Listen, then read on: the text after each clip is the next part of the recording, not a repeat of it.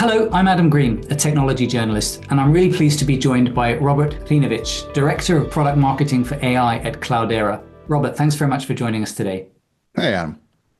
What would you say is the most important thing for a financial services executive to consider when developing a GenAI practice at their firm? Oh, that's a great question, Adam. So one is to think holistically, not just about these very few use cases. Perhaps, these are very specific GenAI use cases.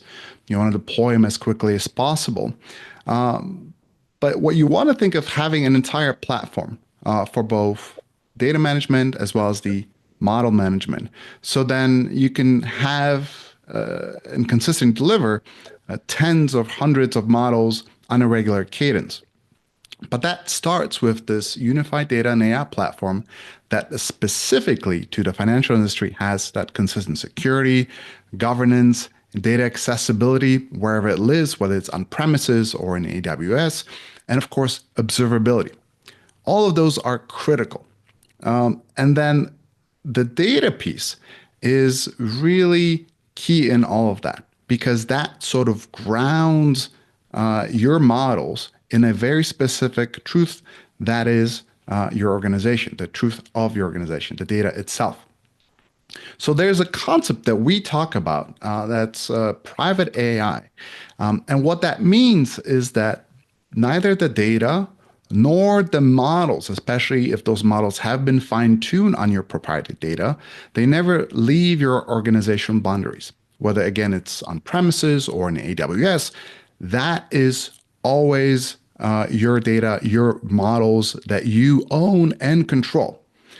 That provides, that differentiating key element for every organization.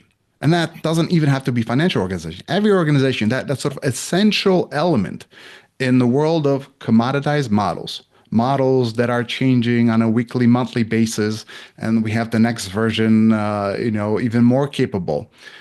Whether it's, whether those are managed or, open source models, they're all basically similar in their capabilities today. So the data, that's the essential ingredient. So one, making sure that data always stays within organizations, so having that consistent security and governance across every single stage of when the data is ingested into the organization to when the model's deployed, to when the model's pushed to wherever it needs to be running, wherever the inference takes place, that is essential. Then the other element is, do you have that scalability to run these models? And of course, control and consistency also come into that equation. Can you have consistent outcomes when you use those models?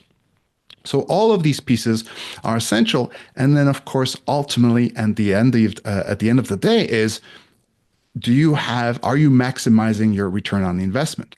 And at the same time, are you minimizing the total cost of ownership? So all of these different questions should be asked by anyone that's considering deploying these models. And of course, these are sort of essential and key for the financial firms themselves. Robert, thank you so much for sharing your thoughts with us today. Absolutely, Thank you for having me.